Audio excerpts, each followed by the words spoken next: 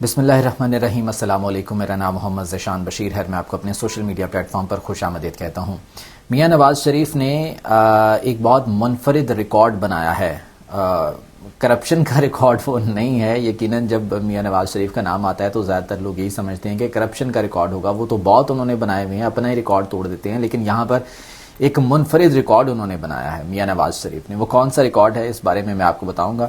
میاں نواز شریف ہر دفعہ اپنے چھوٹے بھائی کو مشکل میں ڈال دیتے ہیں۔ پی ڈی ایم کی حکومت کا جو ہے انہیں وزیر اعظم بنا دیا گیا، وہاں مشکل میں ڈال دیا۔ پھر اس کے بعد پارلیمانی بورڈ کے اجلاس میں جب وہ خطاب کر رہے ہوتے ہیں تو ایسی باتیں کرتے ہیں کہ شہباز شریف وہاں پر پریشان ہو جاتے ہیں، ان کا حلق خشک ہو جاتا ہے کہ بڑے بھائی جان پتہ نہیں کی گل کر رہے تھے، گل کرتے کرتے کسی اور پاس سے نہ نکل جان، تو وہ بہت زیادہ پریشان ہوتے ہیں۔ یہ سچویشن دیکھی گئی ہے پارلیمانی بورڈ کے اجلاس میں۔ یہ پارلیمانی بورڈ کے اجلاس کی سٹوری بھی بڑی انٹرسٹنگ ہے، یہ میں آپ کو بتاتا ہوں۔ اس کے بعد 8 فروری کو الیکشن اگر ہوتے ہیں، 8 فروری کو اگر الیکشن ہوتے ہیں، ویسے تو کسی بھی قسم کا کوئی ابہام نہیں ہے، چیف جسٹس صاحب نے یہ کہہ دیا ہوا ہے، لیکن 8 فروری کو اگر الیکشن ہوتے ہیں تو اس بارے میں 3 ڈیفرنٹ سیناریوز سامنے آ رہے ہیں۔ اس پر بات کی گئی ہے کہ 3 ڈیفرنٹ ممکنات ہیں، سمجھ لیں انہیں، سیناریوز ہیں۔ وہ کون سے سامنے آ رہے ہیں، اس حوالے سے بات کریں کہ میں آپ کو بتاؤں گا۔ گفتگو کا آغاز کرتے ہیں، اور ہمیشہ کی طرح آغاز میں گزارش کروں گا کہ میرے چینل کو سبسکرائب کر لیجئے، سپورٹ کیجئے مجھے، اور فیس بک پر اگر آپ دیکھ رہے ہیں تو پیج کو فالو کر لیجئے، اپنی محبتوں کا اظہار کر دیجئے، اس ویڈیو کو لائک اور شیئر بھی کر دیجئے گا، اور اپنی رائے کا اظہار بھی کمنٹس میں ضرور کیجئے گا۔ آپ کی رائے میرے لیے انتہائی قابل احترام ہوگی۔ اچھا جی، میاں نواز شریف نے ایک بہت ہی منفرد ریکارڈ بنایا ہے۔ پہلے ریکارڈ کی بات کر لیتے ہیں۔ کرپشن کے تو بہت انہوں نے ریکارڈ بنا دیے، اپنا ہی ریکارڈ ہر دفعہ وہ توڑ دیتے ہیں، لیکن یہ ریکارڈ ہے جی 50 دن ان کو پاکستان میں پورے ہو گئے ہیں۔ واہ کیا بات ہے، 50 دن انہوں نے پاکستان میں پورے کر لیے ہیں۔ 21 اکتوبر کو پاکستان واپس لوٹے تھے، اور اب ان کو بغیر تعطل کے 50 دن ہو گئے ہیں پاکستان میں۔ جب وہ وزیر اعظم تھے، جب وہ اقتدار میں تھے، تب بھی ون گو 50 دن انہوں نے پاکستان میں نہیں گزارے تھے۔ وہ ہر 20 دن کے بعد، 25 دن کے بعد ان کا وہ دل کرتا تھا کبھی لندن جانے کو، کبھی کہیں، تو وہ جاتے رہتے تھے پاکستان میں۔ انہوں نے ون گو 50 دن مکمل نہیں کیے تھے۔ یہ پہلی دفعہ ہے کہ انہوں نے پاکستان میں 50 دن پورے کر لیے ہیں۔ مبارکباد تو بنتی ہے میاں نواز شریف کو، تو یہ انہوں نے ایک منفرد ریکارڈ بنایا ہے۔ پارلیمانی بورڈ کے اجلاس میں وہ گفتگو کر رہے ہوتے ہیں تو میاں شہباز شریف بہت زیادہ پریشان ہوتے ہیں۔ ہر دفعہ نواز شریف اپنے چھوٹے بھائی کو مشکل میں ڈال دیتے ہیں۔ خود بات کر رہے ہوتے ہیں اور ساتھ بیٹھا چھوٹا بھائی، اس کا حلق خشک ہو رہا ہے، وہ ادھر ادھر جو ہے وہ نظریں گھما کر دیکھ رہا ہے، اور اسی ڈر میں ہے کہ کہیں جوش خطابت میں میاں نواز شریف کوئی ایسی بات نہ کہہ دیں کہ جو ہمارے گلے آن پڑے۔ جوش خطابت کی بھی عجیب کہانی ہے میاں نواز شریف کی۔ پارلیمانی بورڈ کا اجلاس آج تک تاریخ میں کبھی ایسا نہیں ہوا کہ کسی جماعت کی پارلیمانی بورڈ کا اجلاس ہوا ہو اور وہاں اس اجلاس کو براہ راست ٹی وی پر نشر کیا گیا ہو۔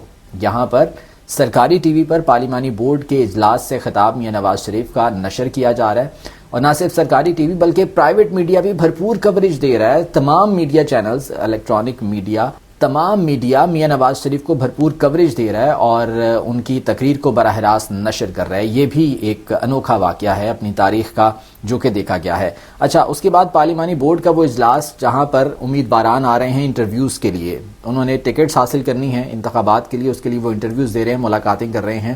ایک وقت میں میکسیمم وہاں پر 20 سے 25 لوگ موجود ہوتے ہیں، یا میکسیمم بھی اگر آپ کر لیں تو وہ 40 سے 50 لوگ ہوتے ہیں اس میٹنگ روم میں جہاں پر یہ پارلیمانی بورڈ کا اجلاس ہو رہا ہے۔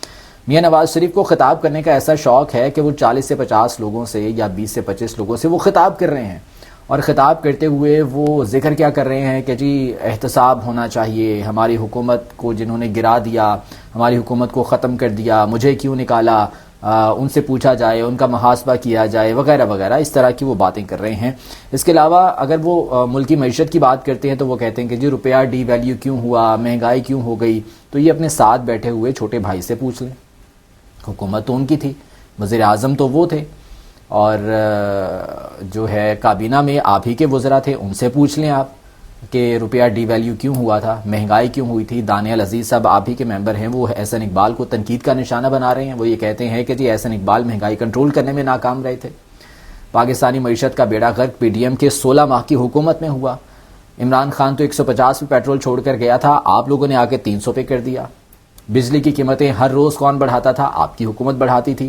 آٹا آپ کی حکومت میں ملتا نہیں تھا، بلیک میں فروخت کیا جاتا تھا اور وہ بھی انتہائی مہنگے داموں ملتا تھا. پھر کہتے تھے کہ جی رمضان میں ہم مفت آٹا بانٹ رہے ہیں. وہ آٹا کھانے کے لائق تھا جو بانٹ رہے تھے؟ تو اپنے بھائی سے سوال پوچھیں جو کہ ساتھ بیٹھے پہلو بدل رہے ہیں، پریشان ہو رہے ہیں. ان سے سوال نہیں پوچھتے اور وہاں پر جو ہے اپنا جوش خطابت دکھا رہے ہیں. میاں نواز شریف وہاں پر یہ خطاب کر رہے ہیں. بلکہ مریم نواز نے تو پی ڈی ایم کے دور حکومت میں اس حکومت سے ہی لا تعلقی کر دیا تھا، اپنے چچا سے شہباز شریف سے اظہار لا تعلقی کر دیا تھا. مریم نواز کے یہ آن ریکارڈ بیانات ہیں. وہ یہ کہتی ہیں کہ یہ پی ڈی ایم کی حکومت ہے، ہم کچھ نہیں کر سکتے. میاں نواز شریف آئیں گے تو عوام کے لیے مہنگائی کم کریں گے.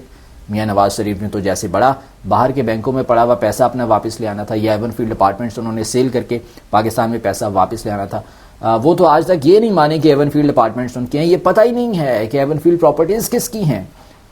آج تک یہ جواب نہیں دے سکے. مسلم لیگ نون کے کسی بندے سے پوچھ لیں آپ کہ ایون فیلڈ پراپرٹیز کس کی ہیں، یہ جواب نہیں دے سکتے. اور اگر جواب ہی دیتے ہیں تو ایک کا جواب دوسرے سے، دوسرے کا تیسرے سے ملتا ہی نہیں ہے. کہانیاں الگ الگ ہوتی ہیں. یہ صورتحال ہے. اچھا، اس کے بعد یہ جنرل فیض کی بات کر رہے تھے کہ جی احتساب ہونا چاہیے. جسٹس شوکت عزیز صدیقی کی بات کر رہے تھے احتساب ہونا چاہیے. شہباز شریف صاحب پریشان ہو رہے تھے کہ کسی اور کا نام ہی نہ لے دیں تو معاملات تو بڑے خراب ہو جائیں گے، بگڑ جائیں گے. فیصل واڈر صاحب کا ایک بیان تھا کہ میاں صاحب کو اس حد تک اجازت دی گئی ہے کہ وہ یہ 2-3 نام لے سکتے ہیں اپنی تقریر کے دوران، صرف تقریر کی حد تک. اس سے زیادہ وہ نہیں کچھ کر سکتے. انہیں اچھا بچہ بن کے رہنا پڑے گا اگر انہوں نے حکومت میں آنا ہے. تو یہ وہاں پر جو ہے وہ صورتحال دکھی گئی ہے پارلیمانی بورڈ کے اجلاس کے دوران. اچھا جی، 8 فروری کو اگر الیکشن ہوتے ہیں تو 3 ممکنات کیا ہو سکتے ہیں، 3 ڈفرینٹ سیناریوز کیا ہو سکتے ہیں. محمد علی دورانی صاحب نے اس حوالے سے بات کی ہے. سابق وفاقی وزیر اطلاعات بھی رہے. پھر ان کا جو ہے وہ بڑی بھاگ دوڑ رہی کہ پاکستان میں کچھ مفاہمت ہو سکے. مختلف شخصیات سے انہوں نے ملاقاتیں کی. اسی مفاہمت کے سلسلے میں وہ ایک پروگرام میں بیٹھے ہوئے تھے، وہاں پر وہ بات کر رہے تھے. انہوں نے انٹرویو دیا اور وہاں پر وہ 3 ممکنات کا انہوں نے ذکر کیا. انہوں نے کہا کہ اگر 8 فروری کو الیکشن ہوتے ہیں تو 3 ممکنات ہو سکتی ہیں. ان ممکنات میں کیا ہے؟ نمبر 1 جی رسوائی، اس کا پہلا آپشن یہ بتایا. نمبر 2 بھائی بھائی، اور نمبر 3 ان کا یہ کہنا تھا کہ جی 2/3. اب یہ کیا ہیں 3 سیناریو، اسی میں آپ کو بتاتا ہوں. رسوائی کا انہوں نے پھر اس کو جب الیبوریٹ کیا تو وہ یہ تھا کہ نواز شریف کو جس طرح سے فیسیلیٹیٹ کیا جا رہا ہے، جس طرح سے ان کی فیسیلیٹیشن کی جا رہی ہے، لوگوں کو ادھر سے پکڑ کر ادھر سے پکڑ کر نون لیگ میں پھینکا جا رہا ہے، وہ کچرے کی طرح وہاں پر جمع کیا جا رہا ہے. پھر اس کے بعد سیٹ ایڈجسٹمنٹ نون لیگ کر رہی ہے، کبھی بلوچستان جا رہی ہے، کبھی میاں نواز شریف جو ہے وہ چودھری شجاعت حسین کے دروازے پر جا رہے ہیں. 2 سیٹوں کے لیے وہ بھیک مانگتے پھر رہے ہیں. تو اگر تو اسی طرح سے فیسیلیٹیشن کے ساتھ نواز شریف کو پی ایم بنایا گیا، نواز شریف کو اگر وزیر اعظم بنایا گیا، اسی تمام تر فیسیلیٹیشن کے ساتھ بادشاہ سلامت کو تخت پر بٹھا دیا گیا، تو یہ رسوائی ہوگی کیونکہ عوامی مینڈیٹ انہیں حاصل نہیں ہوگا. سب کو نظر آ رہا ہے کہ بچہ یہ جانتا ہے کہ اس وقت کس کو فیسیلیٹیٹ کیا جا رہا ہے، نواز شریف کو کیسے لایا جا رہا ہے. اچھا، یہاں پر میں یہ بات بھی کہنا چاہوں گا کہ گزشتہ روز مریم نواز جلال پور جٹا میں خطاب کر رہی تھی اور ان کا یہ کہنا تھا کہ تاثر یہ ہے کہ نواز شریف کو بڑا ریلیف مل رہا ہے، حالانکہ انہیں رینگ رینگ کر انصاف مل رہا ہے. واہ کیا بات کی ہے مریم نواز نے. آدھے گھنٹے میں فیصلہ محفوظ، ریکارڈ بھی آ جاتا ہے، فیصلہ محفوظ ہو جاتا ہے، فیصلہ سنا دیا جاتا ہے. ان کیسز میں بری کر دیا جاتا ہے جن میں سزا یافتہ ہے نواز شریف، اور پھر کہہ رہی ہیں کہ رینگ رینگ کر انصاف مل رہا ہے. جھوٹ بھی کوئی بولے تو اس طرح سے بولے کہ جس پر یقین کیا جا سکے. یہ ایسے پکے منہ کے ساتھ جھوٹ بولتے ہیں کہ عوام کو لگے گا کہ یہ سچ ہے، لیکن عوام اتنی بیوقوف نہیں ہے. عوام ماشاءاللہ بہت باشعور ہو چکی ہے. اچھا خیر، تو رسوائی کا وہ سیشن یہ ہوگا کہ جی نواز شریف کو پوری فیسیلیٹیشن کے ساتھ بنا دیں گے وزیر اعظم. عوامی مینڈیٹ حاصل نہیں ہوگا. انٹرنیشنلی بھی جو ہے وہ دوسرے ممالک کو، دوسرے لوگوں کو جو برادر ممالک ہیں انہیں اور انٹرنیشنل ورلڈ کو پتہ ہوگا کہ کس طرح سے نواز شریف کو پی ایم بنایا گیا ہے، وزیر اعظم بنایا گیا ہے. تو پاکستان کی جو ہے وہ کوئی قدر نہیں ہوگی. اس کے بعد پھر جب اس گورنمنٹ کا ہنی مون پیریڈ ختم ہوگا تو اس کے بعد عوامی مسائل حل کرنے کی بات آئے گی تو عوامی مسائل حل نہیں ہو پائیں گے کیونکہ عوامی مینڈیٹ نہیں ہوگا. تو وہ عوامی مسائل کم ہونے کی بجائے مزید بڑھتے چلے جائیں گے. نتیجتاً نواز شریف اپنا پاؤں کلہاڑے پر مار دیں گے، جس طرح سے ان کا پرانا ٹریک ریکارڈ ہے. کلہاڑا پاؤں پر نہیں ماریں گے، اپنا پاؤں کلہاڑے پر مار دیں گے، اسٹیبلشمنٹ کے ساتھ جا کے ٹکر مار دیں گے، اور پھر وہی ہوگا جو پہلے ہوتا رہا ہے نواز شریف کے ساتھ. پھر وہ کہیں گے جی مجھے کیوں نکالا. یہ ہے پہلی ممکنہ صورتحال. دوسری ممکنہ صورتحال ہے جی بھائی کی. وہ کیا ہوگی کہ ایک نیشنل گورنمنٹ بنا دی جائے، تمام جماعتوں کو ساتھ ملا کر ایک نیشنل گورنمنٹ بنا دی جائے اور تمام جماعتوں کو حصہ بقدر جثہ دے دیا جائے، ان کی سیٹس انہیں مل جائیں اور تمام لوگوں کو ساتھ بٹھا کر پاکستان کے مسائل حل کیے جائیں، حل کرنے کی کوشش کی جائے۔ اب یہ بھی اتنا آسان نہیں ہوگا کیونکہ تمام سیاسی جماعتوں کو ایک ساتھ لے کر چلنا، پھر فیصلے کرنا، یہ کوئی آسان کام نہیں ہے۔ پی ڈی ایم کا آپ نے ایکسپیرینس کر کے دیکھ لیا ہے، 13 جماعتوں کو آپ نے ایک ساتھ بٹھا کر دیکھ لیا، کیا ہوا؟ ملک کا مزید بیڑا غرق کر دیا گیا 16 ماہ میں، وہ بیڑا غرق ہو گیا جو پچھلے 3 سال میں نہیں ہوا تھا۔ تو آپ نے وہ ایکسپیرینس کر کے دیکھ لیا ہے، تو وہ قومی حکومت کو چلانا بھی آسان نہیں ہوگا۔ یہ ہے دوسری ممکنہ صورتحال۔ تیسری ممکنہ صورتحال جو سینیریو ہے وہ یہ ہو سکتا ہے کہ جی 2/3 اکثریت۔ اب 2/3 اکثریت کس سے ملے گی؟ محمد علی دورانی صاحب یہ کہتے ہیں کہ جی شفاف انتخابات کرا دیں، تمام جماعتوں کو لیول پلینگ فیلڈ دے دیں اور صاف اور شفاف انتخابات کرا دیں۔ نتیجتاً یہ ہوگا کہ ایک جماعت اکثریت حاصل کر لے گی اور وہ اپنی حکومت بنا لے گی، اور وہ جماعت ہوگی پاکستان تحریک انصاف۔ چونکہ اس وقت تمام ووٹ بینک، تمام سپورٹ پاکستان تحریک انصاف کے ساتھ ہے، تو وہ کلیئر میجورٹی حاصل کر لے گی اور وہ اپنی حکومت بنا لے گی۔ اور لیکن اس کا بھی نقصان یہ ہوگا کہ وہ حکومت تو بنا لے گی، لیکن اب جتنے مسائل آ چکے ہیں پاکستان کے لیے، وہ مسائل کوئی ایک دن میں، ایک مہینے میں، ایک رات میں وہ حل نہیں ہوں گے، ان کے لیے وقت چاہیے ہوگا۔ اور جو مہنگائی ہو چکی ہے وہ ایک دم سے کم نہیں ہو جائے گی، قیمتیں ایک دم سے کم نہیں ہوں گی، لیکن اس کا فائدہ یہ ہے کہ انٹرنیشنل ورلڈ میں ریکگنائز کیا جائے گا پاکستان کو، دوسرے ممالک جو ہے وہ پاکستان کا ساتھ دیں گے، اور ایسے میں پاکستان کی مشکلات کسی حد تک کم ہو سکتی ہیں۔